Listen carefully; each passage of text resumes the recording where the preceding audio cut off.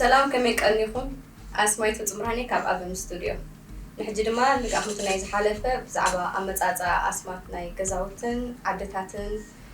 ከተማታትን ናይ ኤርትራ ኾኑ ምክታርኩም ይዕድም ሰኒታ ካብ ቋንቋ ጣልያን ዝመጽቃል ኮንኮሎ አገልግሎት ሓለዋ ጥዕና ማለት ድማ እዩ ኣብቲ እዋንቲ ኣብቲ ቦታ ዝቕመጡ ዝነበሩ ውልቀ ሰባት ኣብ ናይ ጥዕና መደበራት ተዋፊሮም ዝሰርሑ ዝነበሩ ምዃኖም እዚ ቦታ እዚ ሰኒታ ተባሂሉ ክፅዋዕ ጀሚሩ ሰንበል ካብ ቋንቋ ትግርኛ ዝመጽቃል ኮይኑ ትርጉሙ ድማ ቋሕሰም ማለት እዩ ቀደም ዘበን በዚ ከባቢ ኣዝዮም ብዙሓት ገያሾ ሃንደበት መጽሞ በዚ ሕጂን ሰንበል ተባሂሉ ዝፍለጥ ዘሎ ቦታ ይሓልፉ ነበሩ ኣብቲ እዋን ሓደ ናፈር ዝተባሃሉ ግብጻዊ ኣቡን ነቶም ብዝሕ ዘለዎም ህዝቢ ምስ ረኣዩ ድንን ኢሎም ታሕቲ ገጾም ሰንበል ብምባል ስምባዶኦም ገሊጾም ካብ ዝተበገሰ ድማ ክሳብ ሕጂ እዚ ጎላጉል እዚ ሰንበል ዝብል ስም ጽዋዕ እምባ ጋልያኖ ካብ ሓደ ናይ ጋልያኖ ዝተባሃለ ሰብ ዝተወስደ ስም ክኾን ከሎ ኣብ ግዜ ጥልያን ሓደ ፍሉጥ ኮሎኔል ዝነበረ እዩ ኣብ 1896 ኣብ ኩናት መቐለ ዝተቐትለ መራሒ ሰራዊት ኮሎኔል ጋልያኖ ኣብዚ ቦታ እዚ ይነብር ከም ዝነበረን ኣብ ዝባን ሓዝሓዝ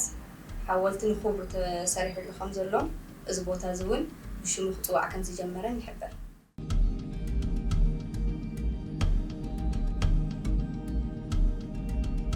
እምባ ጠቐራ ካብ ክልተ ቃላት ትግርኛ ዝተወስደ ክኸውን ከሎ እምባ ነቲ ዓቢ ጎቦ ዝገልጽ ኮይኑ ጠቐር ድማ ነቲ ጸሊም ሕብሪ ዝውክል እዩ እዚ ጎቦ እዚ ኩሉ ግዜ ደበና ስለ ዘይፍለዮ ጸሊም ኮይኑ እዩ ዝረኣየና ከም ትርኢቱ ድማ ስሙ ነዚ ዝውክል እዩ ዓረዛ ካብ ክልተ ቃላት ቋንቋ ትግርኛ ዝተወስደ ኮይኑ ዓረ ካብ ዓይነታት እምኒ ዛ ከዓ ካብ ናይ ራዛ ዝብል ቃል ዝተሓናፈፀ እዩ